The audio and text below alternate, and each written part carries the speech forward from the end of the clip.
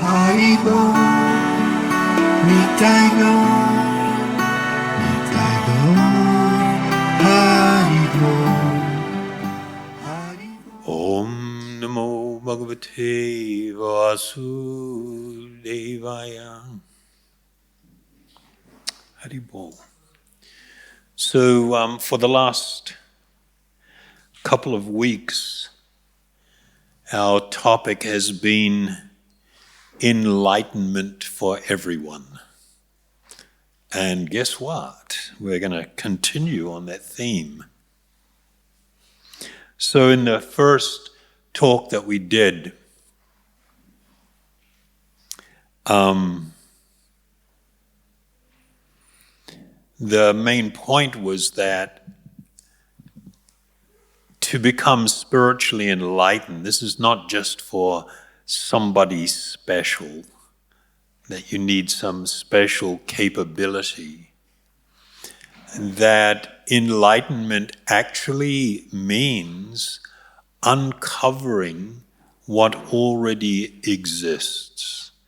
We are all eternal spiritual beings. We have a spiritual nature, and that nature is also to have great understanding and great knowledge. And so in the process of spiritual enlightenment, it means to uncover what is already there. And of course the foundation of this spiritual journey is the discovery, the recognition and embracing the reality that I am an eternal spiritual being. This body that I am currently inhabiting is not me. It is only a temporary covering. And we spend almost our entire life absorbed in that covering and not really knowing our true self. In the second talk, we dealt with the idea that there are actually two spiritual paths or processes. The one is called the Aroha Panta. It means the ascending process. And the other one is the Avaroha Panta, or the descending process. So the ascending process is kind of like, if you want to be an Olympic athlete, you have to be special. Even if you're good in one sport, it doesn't mean that you're going to be good in another sport, like gold medal level, because of suitability of the body, the muscle type, all kinds of things are there. Or if you want to climb Mount Everest, it's not like you can get on a plane to Nepal and get off and ask somebody, how do I get there? And just show up and start trying to climb. You're not going to get very far that way. It requires enormous preparation and skill. So spiritual enlightenment, we can try to do it through that process, depending upon our ability and strength, or this other process called the descending process. And I mentioned that in the Yoga Sutra of Patanjali, in the first pada, the first chapter, the 23rd shloka, where he says,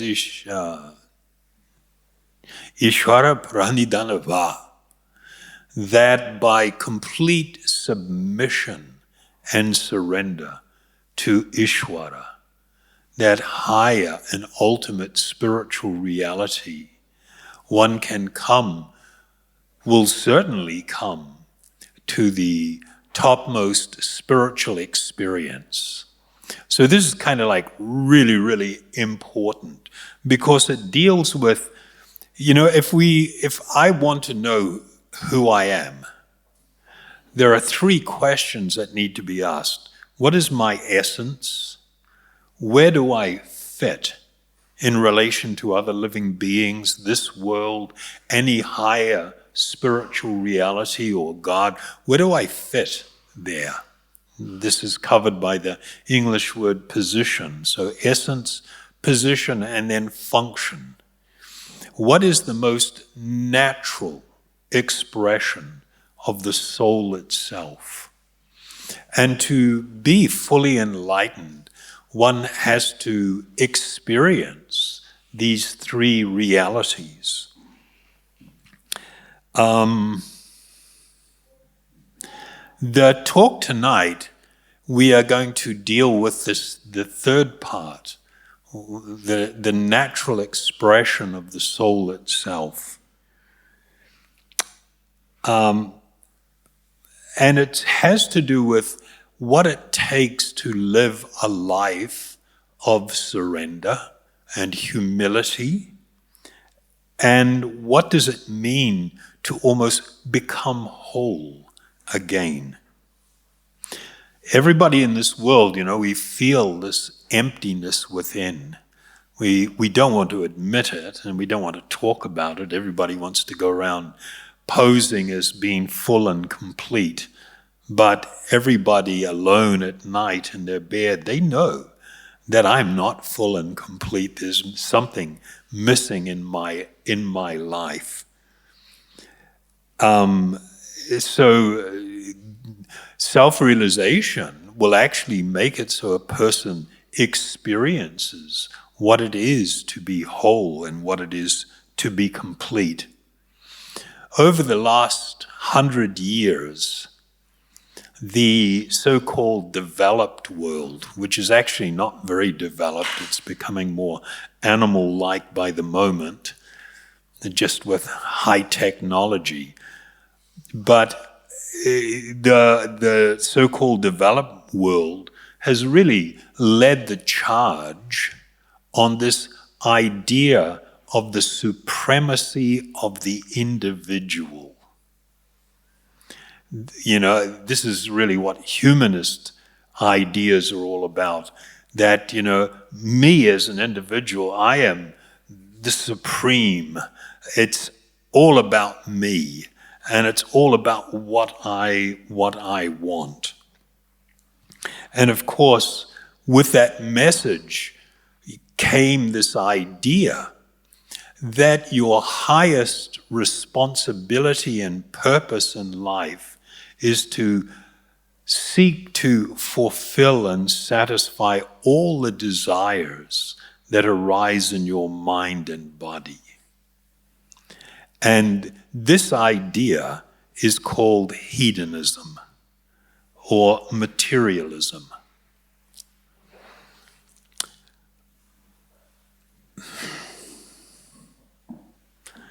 When we adopt this idea, this thing that everybody has been pretty much encouraged, like really strongly to do, to be utterly self-centered. This is directly opposite of the realization that actually I am not supreme. Last week we mentioned about when a person takes to the path of surrender. And we use a practical example like people dealing with drug addiction or alcohol addiction, and how powerful the process that's laid out in Alcoholics Anonymous, AA, the 12-step program is, and how it was actually developed based on these deep spiritual principles. And the first thing that you have to realize is my life is out of control. I don't have any control over it. I don't have any control over my addiction.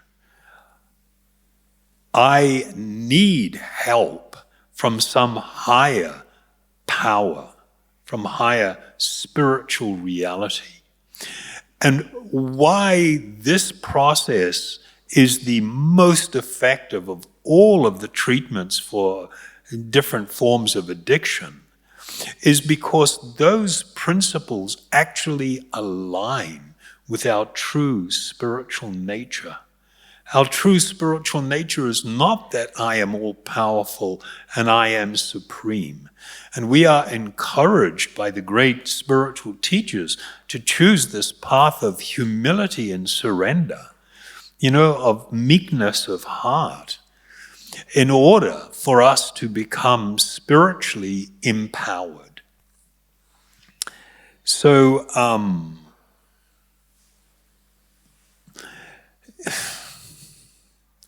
if I am overly focused on me and looking to pull something in to my world to make me complete, it's kind of like this is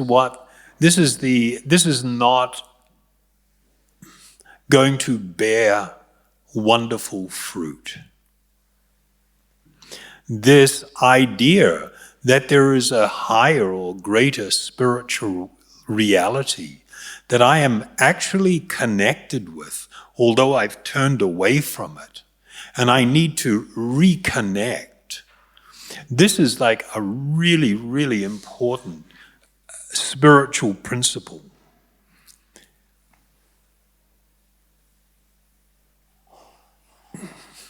If I am going to be very self-centered, then what I am doing is I am actually denying this eternal connection of the soul with some higher spiritual reality, where I take a lower position, where I seek enlightenment in the form of some grace, some divine or spiritual intercession. This principle, if we can actually embrace in our life, is utterly transforming, utterly transforming. There is this need to actually discover this need for this spiritual connection, this connectedness to some higher spiritual truth or reality, or some people want to use the term God, or, there's so many different things. We're talking about the same higher spiritual reality. There is a need to actually be constantly nourishing that. And what the effect will be is to give us a deeper and fulfilling and satisfying spiritual experience that really begins to transform our life. Everybody has this yearning for love. Or no, you guys are different than me. Everybody has this yearning for love, this deep yearning. And we don't understand that this is actually not a desire of the mind or the body. This has to do with our deep spiritual nature. Our eternal spiritual nature is to have this connection with this higher spiritual reality. In the Vedas, the great yogis spoke of this divine personality who actually resides within the heart of all, and whom we need to reconnect with. This is the actual meaning of soulmate. Soulmate is not a material experience. Doesn't matter how nice the relationship is, it doesn't really completely fulfill that thing that we're looking for in this idea of a soulmate. But this was accepted as being a transcendent reality. And that when I reconnect with this supreme soul, who is the Lord of my heart, then there will be awakening of great transcendental love, of spiritual understanding. And I will be so at peace that even though I live in a world that is filled with anxiety and conflict and argument and difficulty, one can be utterly undisturbed by that. One can sail through life without being crushed by all these different tragic experiences that a lot of people have to deal with. Full spiritual enlightenment is incomplete without the reestablishment of this spiritual relationship. Somebody sent me a link to a guy I kind of use a lot because he's got some good things to say. He's learned from some good places. Russell Brand. Okay? And he was recently on some talk show in America. Well, it wasn't. He was being interviewed. And in this conversation, and just so you know, Russell Brand, he's talked about, he's 20 years sober. He had a massive problem with heroin and addiction and alcohol and cocaine and a sexual addiction. He's talked about all of these things in his life and how it was just crushing him. But because he was able to understand and embrace these deeper spiritual principles of being dependent on this higher spiritual truth, his life, he said, has just been utterly transformed. And then he made these statements that would just actually blow a lot of people's mind. It's like so unfortunate that the word God has become like a bad word or something. Nobody wants it. What did you say? And it's just like so immature and dumb for people to not have a higher or a deeper appreciation for the reality of a higher spiritual truth and how, like they say in Alcoholics Anonymous, that,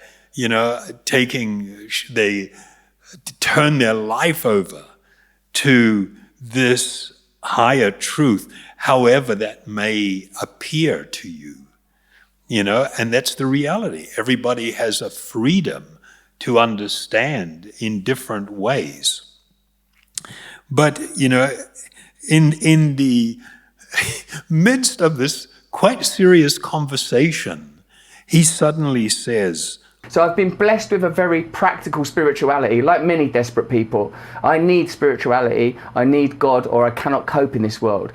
I remember that my wellness is contingent upon spiritual connection, upon certain values and principles, and I am sorry to admit, involve sacrifice and self-scrutiny about my own conduct and behaviour, which is often fall short, and I'm working on improving myself. I continue to work on improving myself. So it was just like, oh my God, the clarity, of his thinking arises not just from some intellectual thing, but a practical realization that he's had in his life. And this is a manifestation, at least, of some level of enlightenment. And he says, because of embracing this way of living, and nourishing this connection and embracing these principles and virtues, it transforms your life. You can actually become happy.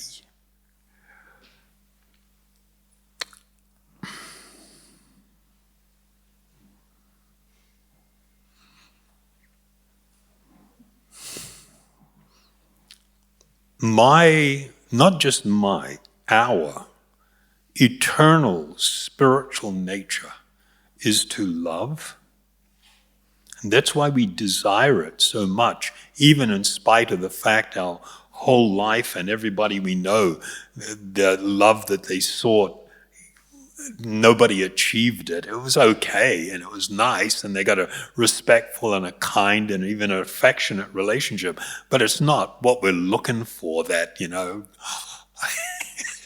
that thing. What this experience, the spiritual experience, does is it motivates people to serve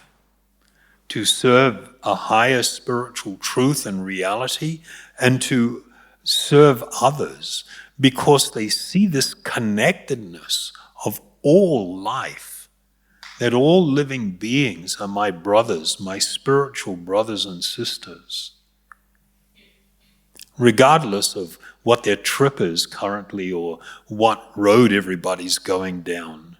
The ultimate reality is that we are all, eternal children of this supreme truth, this higher spiritual reality of God. And when my life is being filled with this awakening of spiritual love, it automatically overflows to everyone and to everything in my life. When a person adopts this path, the descending path, the path of humility and submission, and seeks to cultivate virtue, these good qualities that are actually transformative and free us from the imprisonment of, a crazy mind just spinning out all about me and just hungry to consume and consume and consume. When a person takes this other path, it describes in the Bhagavad Gita what happens. In one statement, Lord Krishna says, I am seated in everyone's heart, and from me comes knowledge.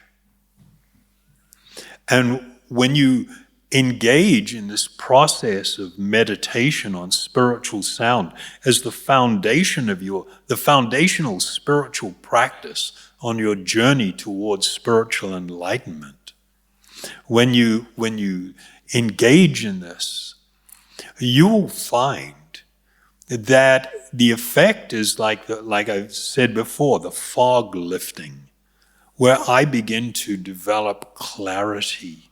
I develop clarity in relation to where I fit in this world and how I should be living in relation to the world. I have clarity about relationships and what they are for. I feel tremendous compassion for all others and seek their well-being, no matter who they are, even those who declare themselves my enemy. And I am able to have this clarity to know what decisions to make in life, what I should do. Every single choice that you make, every action that you take has a result. Our life, we are experiencing the result of choices that we made, decisions we took, actions that we take. And learning how to make brilliantly good decisions and take really good action automatically produces wonderful and spiritual outcomes. In another verse from the same Bhagavad Gita, it said, to those who are constantly devoted and serving me with love, I give the understanding by which they can come unto me. So this is the reality of these are the component or the constituent parts of spiritual enlightenment. It's not complicated. Even a child can do it. Even a child can grow in spiritual understanding and enlightenment. What is critically important is for us, to take the steps. And of course, courage is required.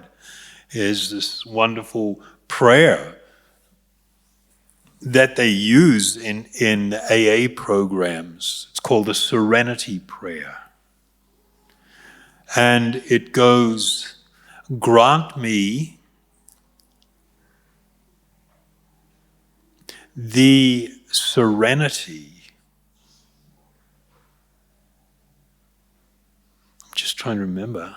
Is that right? Huh? What's the first one? Yeah. Thank you. Grant me the serenity to accept those things which I cannot change.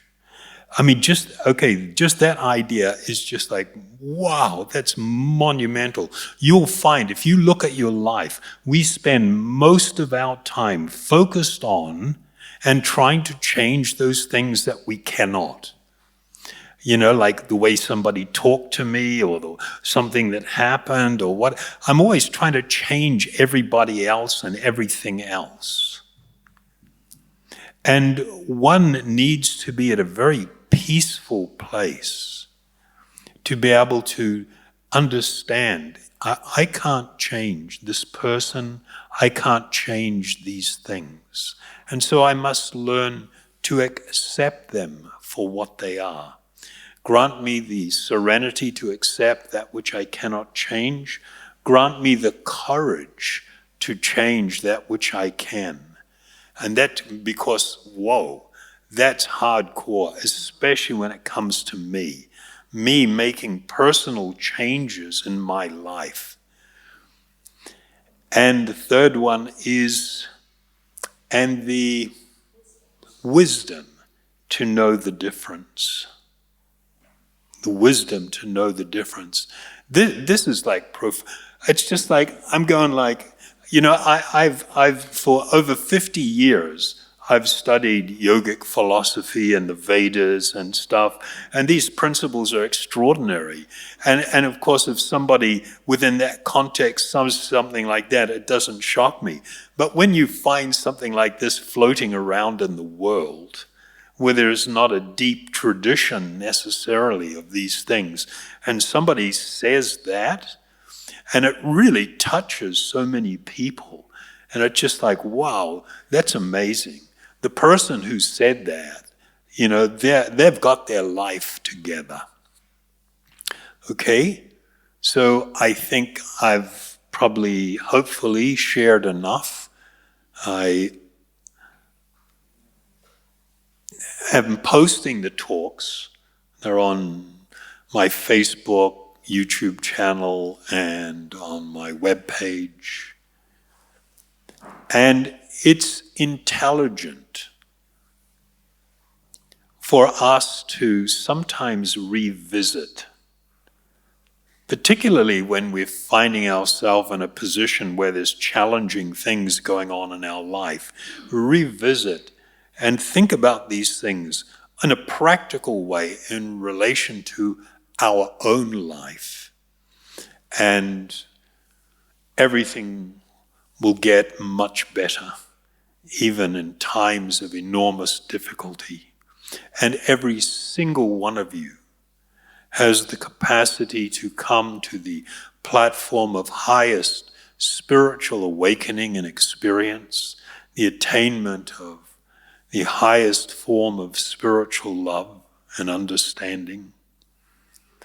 We simply must embrace the process. Okay? All good? Thank you very much.